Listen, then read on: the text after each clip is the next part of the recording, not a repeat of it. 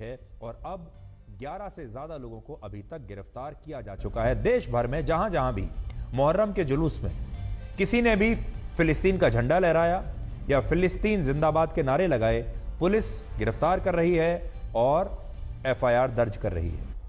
और इससे पहले श्रीनगर में भी मुहर्रम के जुलूस के दौरान फिलिस्तीन के झंडे लहराए गए थे और उस मामले में भी पुलिस ने एफआईआर दर्ज की थी।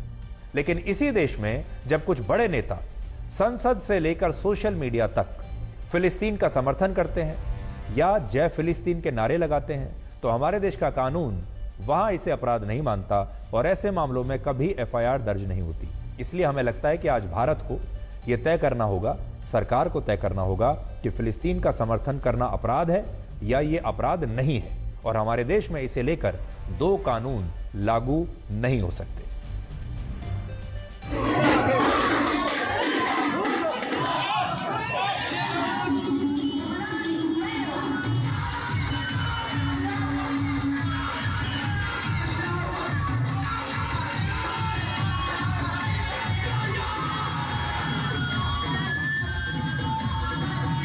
मुहर्रम के अवसर पर मेसी थाना अंतर्गत एक जुलूस में एक लड़के के द्वारा एक फिलिस्तीनी झंडा, अन्य देश का झंडा लेकर प्रदर्शित किया जा रहा था। उस लड़के को झंडे के साथ डिटेन किया गया है। इस संबंध में विधि सम्मत कार्रवाई की जा रही है।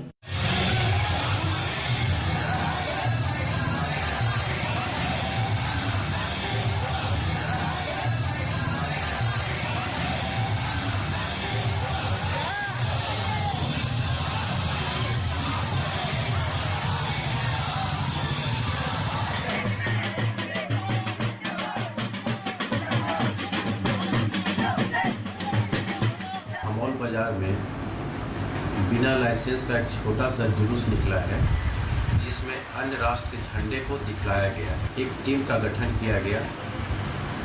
टीम के द्वारा देर रात्रि तक मेहनत करते हुए पलित झंडा को बरामद कर लिया गया है एवं 3 लोगों को निरुद्ध किया गया है।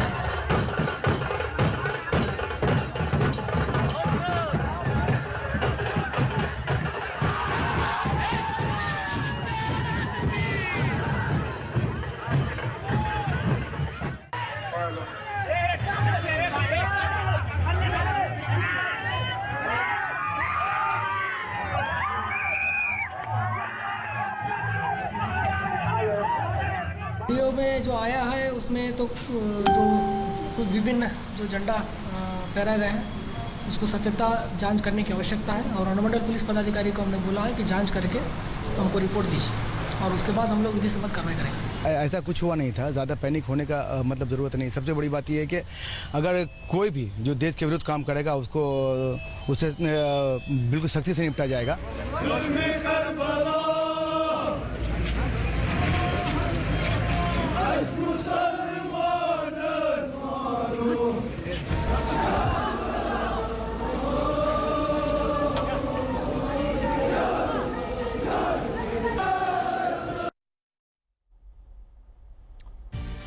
आज आपको यह भी देखना चाहिए कि जब भारत में संसद से लेकर सड़कों पर चल रहे धार्मिक जुलूसों में जय फिलिस्तीन के नारे लग रहे हैं, तब यूएई की एक यूनिवर्सिटी ने एक छात्र को इसलिए उसके देश वापस भेज दिया, यूनिवर्सिटी से निकाल दिया, क्योंकि उसने अपनी ग्रेजुएशन सेरेमनी के दौरान फिलिस्तीन के समर्थन में नारे लगाए थे।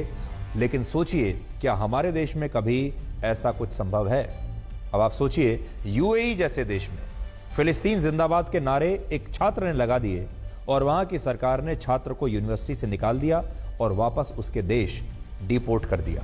क्या यह भारत में संभव है?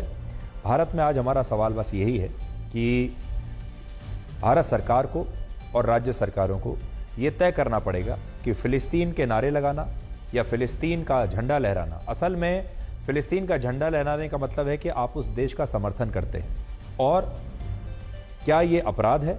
और अगर ये अपराध है तो फिर ये सबके लिए अपराध होना चाहिए, फिर ये नेताओं पर भी लागू होना चाहिए, क्योंकि नेता अपना वोट बैंक बढ़ाने के लिए, अपने वोट बैंक को खुश करने के लिए लगातार आते हैं, सार्वजनिक मंचों से इस तरह की बातें करते हैं या सोशल मीडिया पर फिलिस्तीन के समर्थन में बातें लिखते हैं, और वो जानते हैं कि उनके समर्थन से फिलिस्तीन को कोई फर्क नहीं पड़ने वाला, लेकिन भारत में रहने वाले जो मुसलमान हैं वो खुश हो जाएंगे, ये उनका मकसद होता है।